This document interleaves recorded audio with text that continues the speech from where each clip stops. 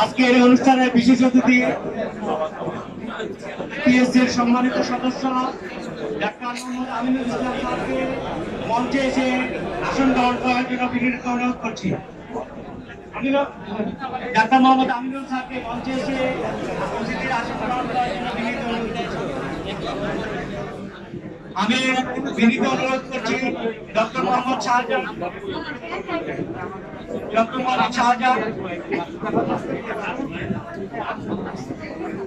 বৃহত্তর কুমিল্লা সমিতির সহসভাপতি।